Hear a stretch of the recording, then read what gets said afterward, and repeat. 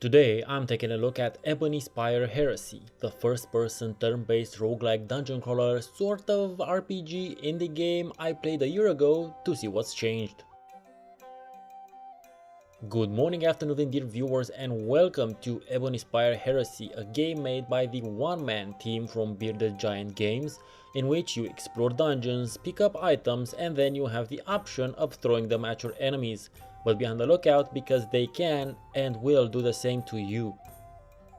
I played the game a year ago when it was relatively fresh out of the developer's hands, and while the game was quite enjoyable back then, it was obvious that it still needed some work in terms of adding features, functionalities, and overall polish. Thankfully, the developer was more than up to the task and he's been constantly updating the game during this past year. In my first video, I gave him a bunch of feedback and also said that I'd be checking the game out towards the middle of this year.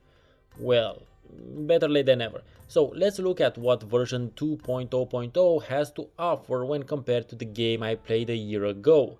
And I'll be doing this with a nice side-by-side view. From the onset, the graphical improvements are by far the most obvious. The first game looked rather sparse and markedly detailless.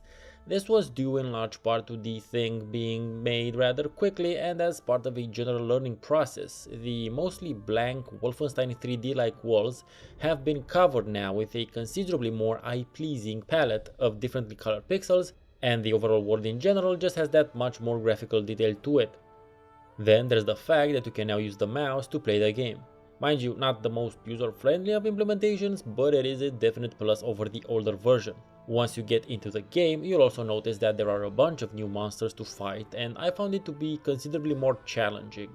Mind you, I've been trying my hand at playing it with the non-berserker classes, which work well, but you tend to be somewhat at the mercy of all the RNG gods more with them than with the pure melee class. What hasn't changed, unfortunately, is the very basic sound effects, especially the footsteps. These get annoyingly repetitive after only a couple of minutes worth of playtime, and it makes you want to turn the sounds off, which you can easily do, but you'll be at a higher risk of taking damage from surrounding enemies and not realizing it until it's too late. What I mean by this is that you could have some enemies you don't know are there yet to your left or right, and they can throw something at you and deal some damage. The action is logged on the upper part of the screen, of course, but your eyes tend to be focused on the middle of the screen, and as such you might not notice the HP going down on the bottom of the screen. However, you would hear the sound associated with being hit, and that would put you on alert. Mind you, this could be considered more of a nitpick type of thing, but it is something that other up and starting indie devs should not overlook: proper sound design when it comes to their sound effects in music. On the other hand, I must also mention that Ebony Spire Heresy isn't designed or meant to be played for large chunks of time. This falls into the quasi-casual or lunch break sort of gaming experience, something you're more likely to enjoy for a couple of minutes till you lose, and then you can carry on with the rest of your day. So the footstep sound might not be that grating.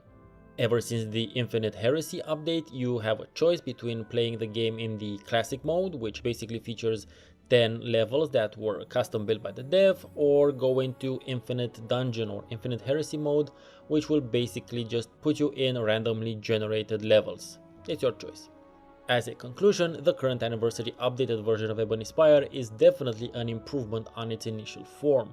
It isn't extremely clear for how long the dev will continue to add to the game, since he's been talking about starting work on a new one, where he'll implement all the things he learned during the making of this one. In the meanwhile, what you can do to support him in his endeavor is to pick up Ebony Spire if you so wish. Be kind, subscribe if you liked the video, don't forget to click that bell notification button. Thank you for watching. I've been Steven Nonsense, and I'll see you next time.